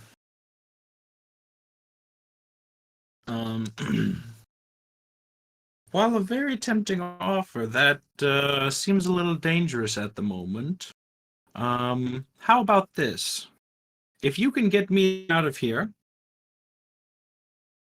and get me back to my shop, or I mean, at least out of here, because I can get myself back to my shop, then the next time you're in my shop and you give me 50 gold as well, I will open it for you. with the rest of your terms. With the rest of our terms? Yes, I will only get 2 spells. You get first pick. No, if we're doing all that, you're not getting spells. Well, let's put it like this. There are a lot more than just 2 spells in that book, and they might not be all that powerful. They could be powerful. It's not quite guaranteed. And it's also potentially very life-threatening. So if I'm going to open it, I would prefer to do it at my shop where I have more access to magics that could prevent death. Right, which is fine. But if But- we bring you back to your shop and everything, and we're paying you gold to do it, why would we also give you spells? But you also got to think of It's it like this. you're only paying me 50 gold as opposed to like this would probably cost 500 to 1,000 from your standard wizard because they'd be scared about it. But you're saving my life and giving me 2 spells. But I mean, the value of those spells is But debatable. you also have to think of it like this. If you aren't willing to do it, I'm probably going to do it right here on this island, and it could blow us all up. I can protect myself if you do it, but I can't protect myself if I'm doing it. But if I do it at my shop, But what if he hugs you while he does it? I can still protect myself. Then why couldn't you protect yourself when you open it? You would be the same distance from the book. But I'm touching it. It's a little different with how the magic would affect you. I mean, standing 3 feet from a nuke and being right on top of it don't really make too much of a difference. Let's just say I have my own items that can protect me from certain things.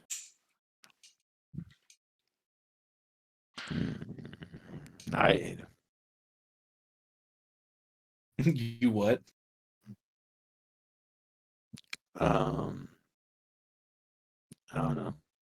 Why don't we just get like a hologram person to do it? I mean, because they probably won't even interact with us all that much.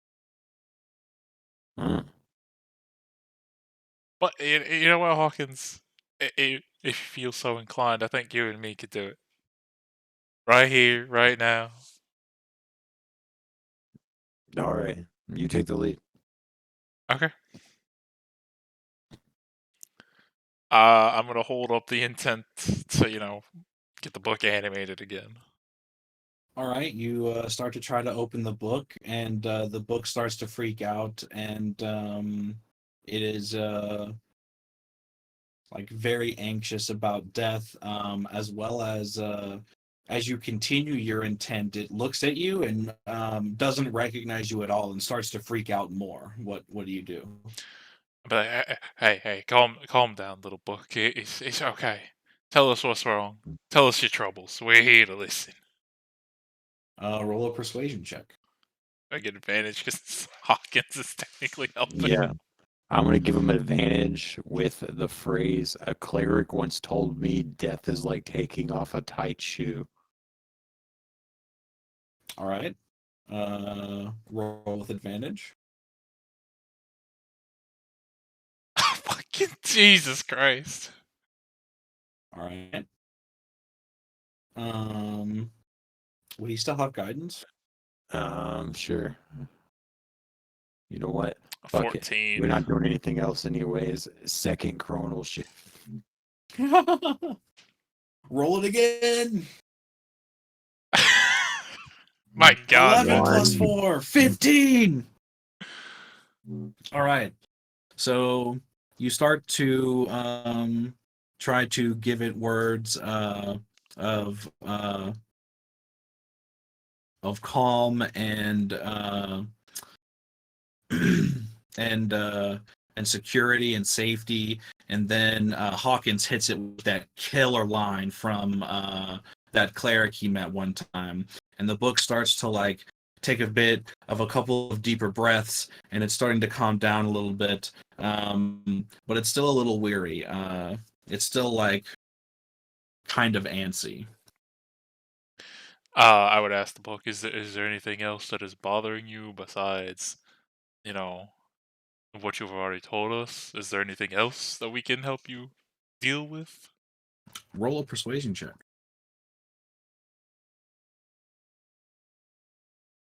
If I have advantage, it's natural 20. I'd assume that he'd continue helping you the whole Yeah, so time. natural 20.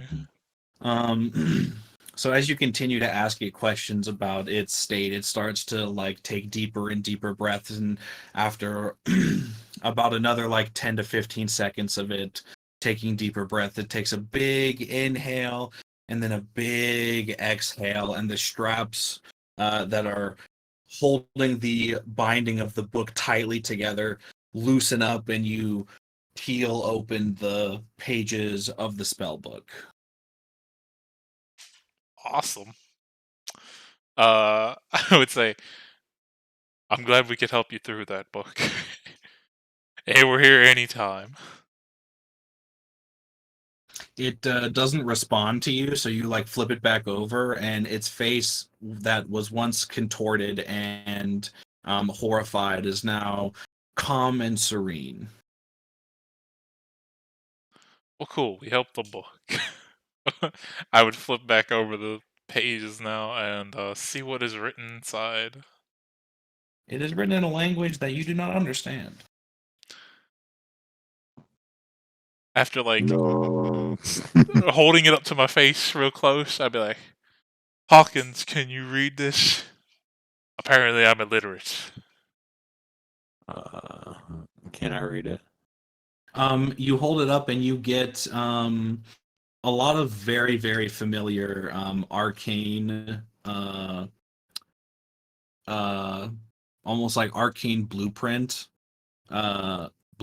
and ritual drawings.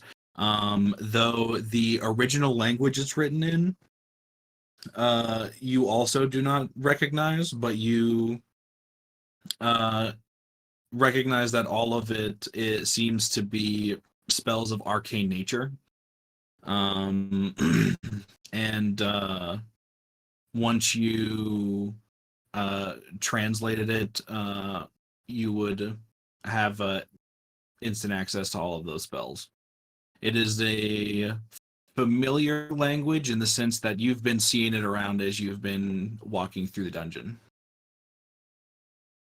Gotcha.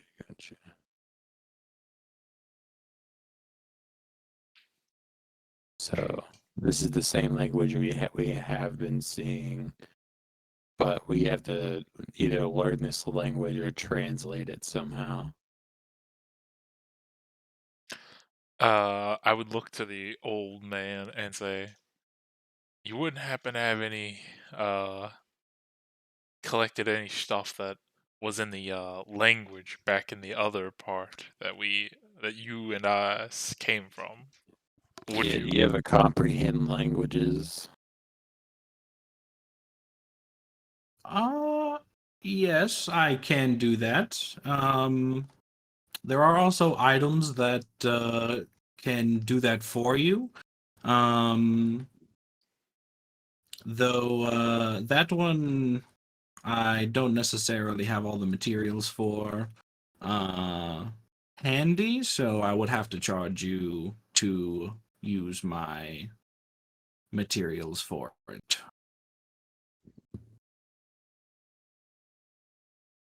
Wait, you don't have them, so you would have to charge Like I don't have me? like refills, but like if you Uh, paid me for it once, I could do it. much? How much would it cost? Yeah, like 10 gold probably. Shit, I'll throw him 10 gold. Take my Alrighty. money. He flicks his glasses and they shine a blue color. And while they're shining, he is flipping through the pages of the spell book. No, we wanted him to cast it on us. Yeah, I want Oh, one yeah, of no. us to be able to read it. Yeah, okay. He does that then. and you can read the spells within the book. And next session, I will get you the spells within the book. Okay, that sounds good. Next time.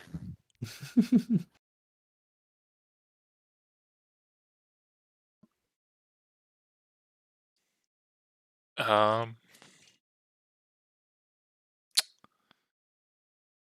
but yeah, I mean, if he was gonna give us some outrageous price for that, I was just gonna be like, you want some illithid blood? Yeah, I was definitely expecting like 50 to 100 gold. How about instead of money, you get to trip balls for? No, I'm kidding. Well, by the way he talked about it, you think he may or may not be down.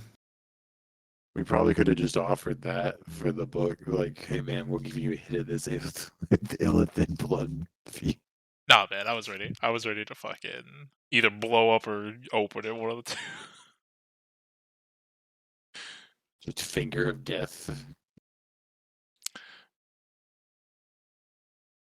But like, actually, how old does this guy like look when we're looking at him? Does he like old man with like crotchety has to have a cane or?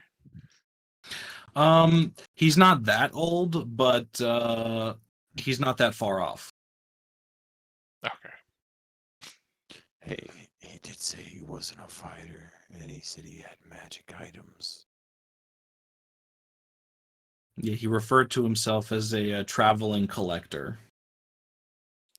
No, I know where his mind's going. Kill the old man. That's where he's going with that shit.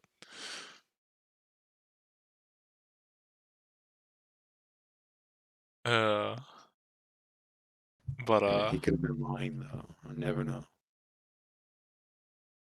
Very true. but now that we have the book open and all that, I would after being able to read it, and we'll get back to that next session. I'd put it away and be like, I would ask the old man, so you said you've been trapped here. Have you tried anything to get off of this place? I've tried a few things, though most seem unsuccessful. And by a few things, you want to elaborate on that? I tried rowing to the mainland. I tried teleporting. I tried prayer. I tried, I mean, all sorts of things, really, but none of the magic that I used seemed to reach out of whatever plane that we're in.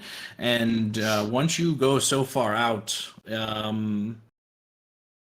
into the water, you just kind of like stop moving. You just sort of like almost held in place.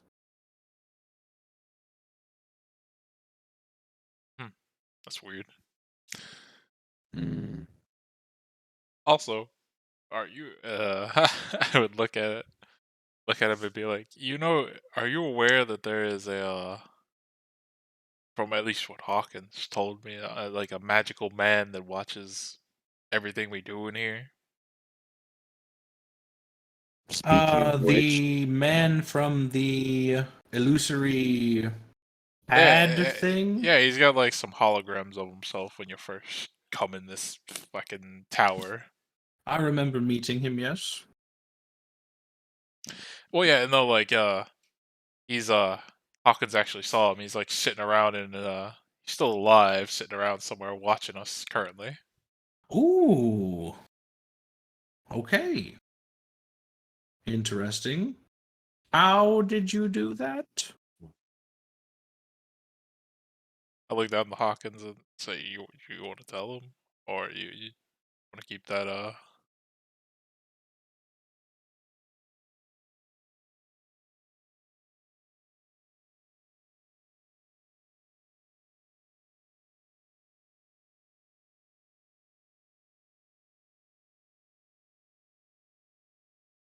Dan? Hello? He blew the screen. sorry,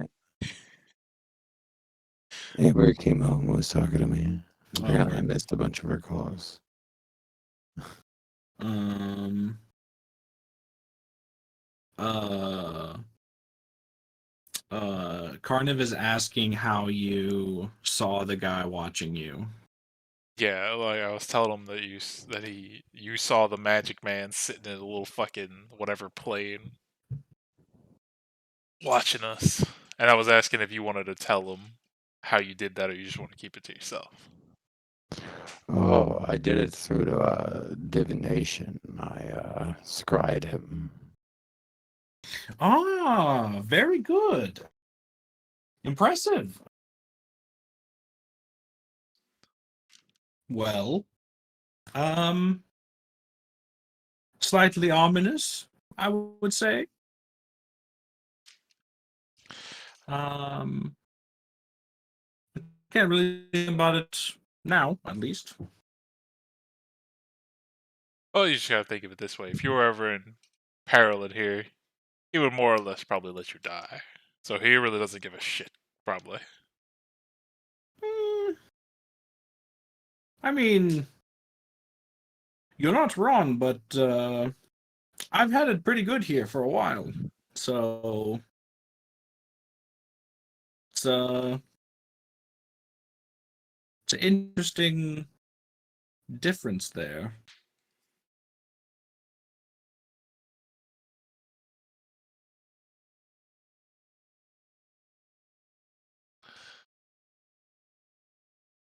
Well, if we're gonna try to find a way off this island, I guess, we should probably get started on that.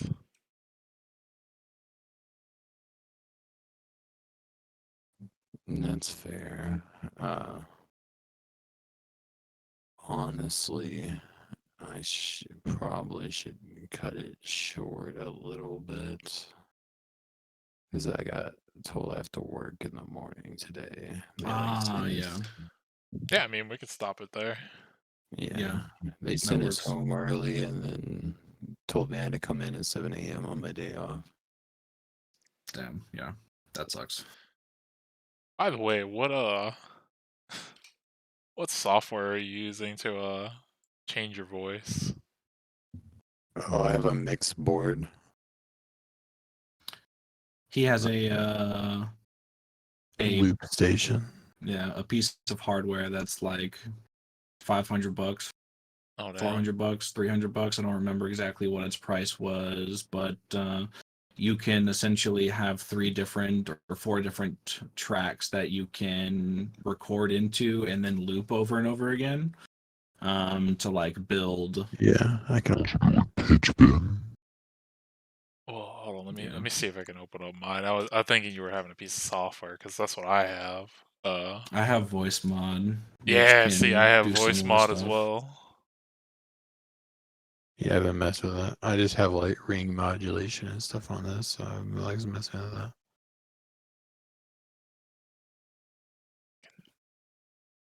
But it was nice playing with you. I might be on in a sec, but I will probably try to go to sleep here soon. Alrighty. Sleep fine. Yeah, I'll probably get with you sometime this weekend final about the subclass stuff.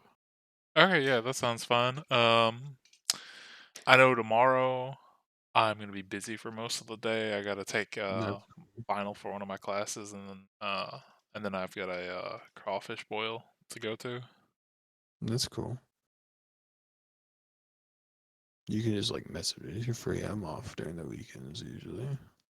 Okay. Yeah, probably be Saturday night or sometime during Sunday Sunday. is fine. Yeah, Sunday is probably fine.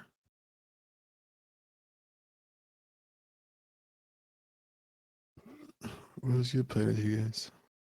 Yeah, man. Yeah, man. Peace. See ya. Go get some rest.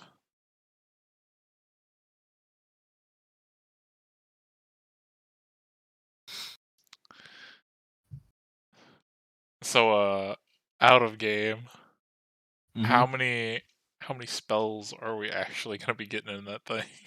There's 10. 10? Okay. Yeah. You're gonna be getting a lot of spells to transcribe. Now, my question is, for that, do we get Mhm. them permanently, or are they just like one-time uses?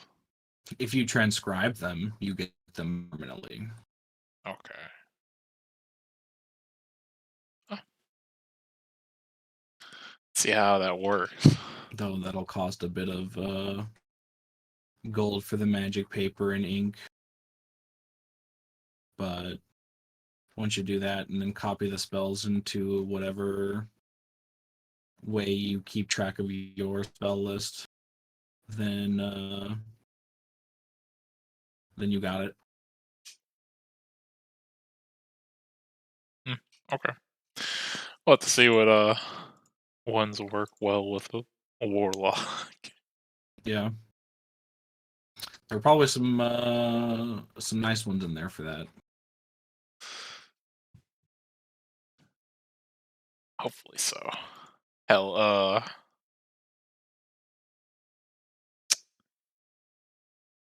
like I would like to say I'm playing this warlock completely different than I played like an old one I used to play, because Mhm. the old one was just like a pure caster, and no matter Yeah, what, and you're quite melee so far. yeah, but no matter what, I would always have a flock of familiars up. That way, Oh yes. I could have 3 familiars, 1 on me and 2 on other allies, and every round they could use the help action to give them Yep. advantage on at least 1 attack. How did you get more than 2? Because Flock of Familiars lets you summon 3 familiars. Is that It is a warlock. warlock thing? It is a warlock, I think, exclusive spell. Let me see. Mm. D5. I'm not familiar with that, and that sounds fucking awesome. It is a warlock wizard spell, conjuration level 2. For 1 hour of concentration, you can summon up to 3 familiars, and they have Okay. their So own it's not like a turn and all permanent that. 3. No, they're not permanent. That's the only thing. But yeah, That's an interesting one. they go on the same round as you and all that shit. So you can just literally be like, okay, yeah, they're gonna either go next to the companions, use the help action, or go up to the enemies and distract them, basically Mhm. using the help action. I still haven't gotten to this point in my more recent warlock builds yet, but I've always wanted to do the is it Finger of Death, that if you kill it, it becomes a zombie? I mean, I'll Well, look it up. more specifically, there is a UA Raven Queen Warlock subclass that gives you that power at like 7th level. You can just like do that once a day and get a zombie. Yeah, they take 78 plus 30 necrotic damage, and if they get killed, they become a zombie Yeah. permanently under your control. Yep. And because it's permanently under my control, all I have to do is get a place to store them in and let them hang out there forever until I can get to the level 7 spell that lets me make a pocket dimension. And then I just put them all in the pocket dimension. And then when I get true polymorph, I can turn all of the zombies into baby blue dragons. And then I can walk up to a city and say, bow to my demands or face my wrath. And they'll be like, what wrath? And then I'll be like, boop door full of literally, I think it was like up to, I could fit like 500 or something baby blue dragons in the room, but if I did creature types like sword swarms or like any swarm of any kind, I could infinitely stuff it with as much as I wanted. Holy shit, man, that's fucked up.